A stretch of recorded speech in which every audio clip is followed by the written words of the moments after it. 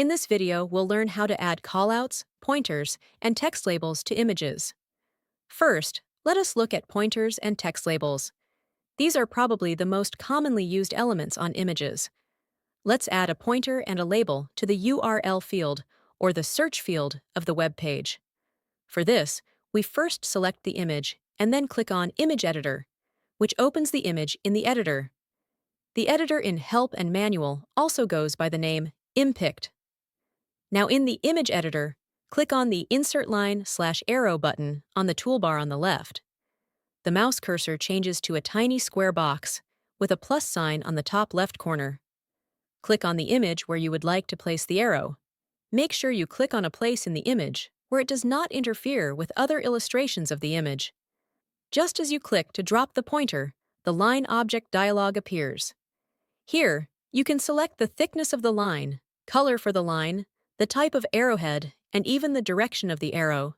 For now, let us leave all defaults as they are, because we can invoke this dialog even after dropping the arrow on the image. So click OK, and the arrow is dropped on the image. Now here's a tip as far as the direction of the arrows go. Make sure that the arrowhead of the arrow always points to the object you wish to label, and not to the label. For example, in our case, since we are going to label or point to the URL field or the search box, the arrowhead of the arrow must point to the search box. To change the direction of the arrow, we need to edit the properties of the arrow.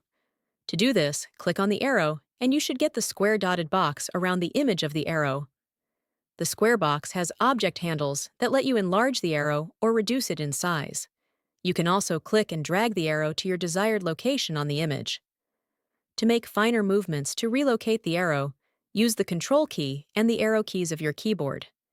This way, you can position the image precisely.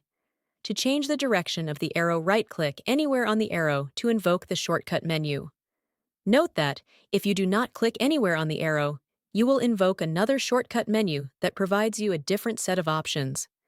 From the shortcut menu in question, click Edit Properties, and the Line Object dialog appears. Another simpler way to invoke the line object dialog is by double-clicking anywhere on the arrow. Here, holding down on the direction button with your mouse, rotate the button clockwise or anti-clockwise. Click OK to view how much your adjustment of the button has rotated the arrow. With repeated trials, you must be able to point the arrow in the correct direction you desire. Now, if you wish to change the color of the arrow, the thickness of the line of the arrow, the arrowhead, or the tail end of the arrow, you can do so using the Color, Width, Start Cap, and the End Cap fields. When done, click OK. Once the arrow is in place, you now have to insert the label. For this, click on the Insert Rectangle tool from the toolbar on the left, then click inside the image beside the arrow that you inserted earlier, and the rectangle is inserted on the image. Drag the rectangle to the tail end of the arrow, and using the Control and arrow keys, refine its position. To top it with a professional touch, let's add a shadow to our rectangular object. First, make sure the rectangle is selected by clicking on it. Next, on the right under Shadow tool, select Drop Shadow from the drop-down list. Notice how a shadow has been dropped below the rectangle. Next, click the Insert Text tool from the toolbar on the left. Click inside the rectangle that we just created, and the text object dialog appears. Inside the box, where it reads New Text, delete the words New Text and replace it with a text for our label, which is Search Box. You can resize the text and change other properties such as text font, color, direction, and so on. Next, position this text inside the rectangle. Refine its position with the Control and arrow keys, and there we have our label for the object the arrow is pointing to. Now, let us fine-tune and adjust the size of the text box, the rectangular box, and the position of the arrow.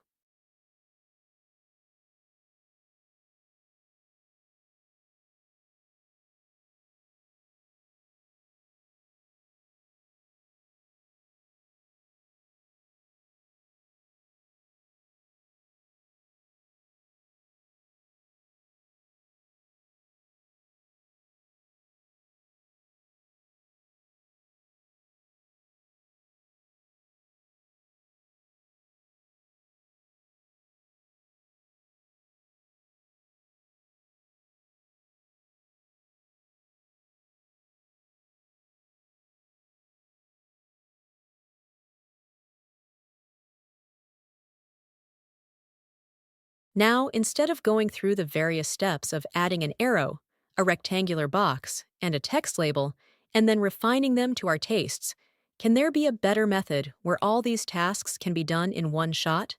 The answer is yes, and that's when you use a callout. A callout does the job of a pointer and a text box combined, and they bring that comic book feel into your help files. The only gripe is that they take valuable space on your images, and therefore use them for big images only. So, to replace the arrow, the rectangular box, and the text label with a callout, proceed as follows. First, click the Insert Callout button on the toolbar on the left, and click on the image where you would like to insert the callout. The callout object dialog appears. First, from the Shape drop-down list, select Rounded Rectangle. Next, in the text box, replace Callout Text with Search Box. Click OK, and the callout is inserted into the image. First, position the callout so that the pointer points to the search box. Next, resize the size of the callout using one or more of the handles.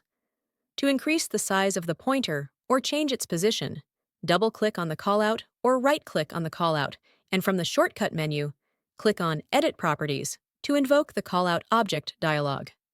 Here, use the triangular slide of the Pointer Size and Direction control to increase or decrease the size of your pointer. Next, to change the direction of the pointer, click and hold the red direction knob and rotate it clockwise or anti-clockwise.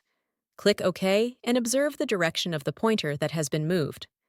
With repeated trials, you'll be able to get the direction of your pointer perfectly right.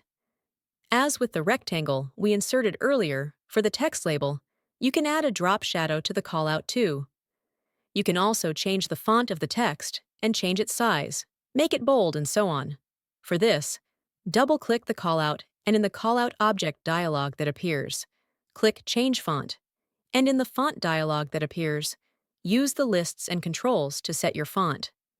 When done, click OK and click OK again on the callout object dialog to confirm the changes. The changes made can now be seen on the callout. Finally, click the Save button to save the changes made to the image. One final tip: whether it is the callouts or the labels and arrows, maintain consistency of style. Take time to replay this video and practice the techniques explained here. You have an interesting assignment to do. In the subsequent video, after the assignment, we'll look at some more image editing functions.